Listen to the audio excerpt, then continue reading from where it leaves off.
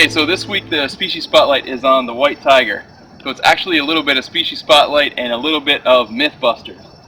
Because the white tiger, it's not a subspecies of tiger. It's actually not even an animal that would really be found in the wild.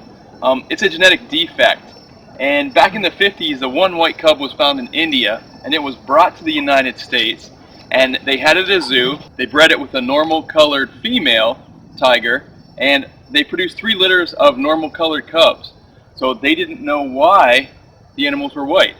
So they bred it back to one of its daughters. So this white tiger cub was actually bred to his own daughter, and that finally produced white cubs. So it's a double recessive gene. So it's actually a very bad thing. It's not a healthy situation for the tiger, not a healthy situation for the species in general.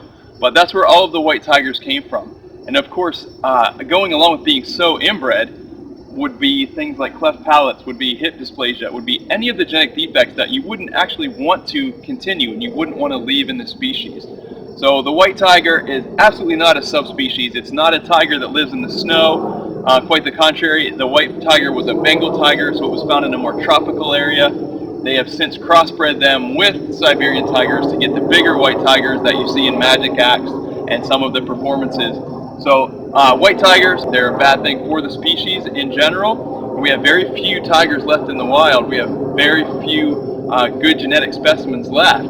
And then for the ones that we have in captivity, for them to be inbred or to contain this recessive gene for the white tigers and to be partially Bengal, partially Siberian or Mauryan tigers, it's a very bad thing. Not a normal, good, healthy animal. So when you see the animals that are performing, you see a nice, big, healthy white tiger.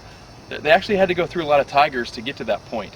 If you think of the ones that may be the wrong color, and of course you're still getting only one out of a few, out of 3 or 4, as many as 5 that are the right color, and then to be trained, you need to you don't just get one tiger and it trains and it's perfect in the act, or it looks just great, or is healthy enough to become an adult.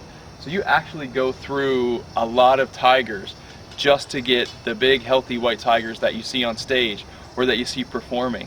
And everybody loves the white tigers. They, unfortunately, even at Big Cat Rescue, Zabu is one of our most popular animals here, and most people just don't realize that they're not a healthy animal. They're absolutely not a representative of these animals in the wild. They don't even really exist in the wild. If you think about it, an animal with this kind of coloration would never have the camouflage it needed to survive as a cub. And then of course, if 1 in a million chance that one of these white cubs actually grew up to be an adult tiger, how would this white tiger ever hunt? How would it ever catch prey? The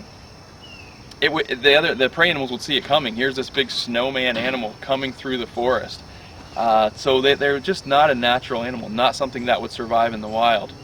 So white tiger's bad, and the tigers are the only striped cat out of the whole feline kingdom, and they're supposed to be orange and black. That's what they're supposed to look like.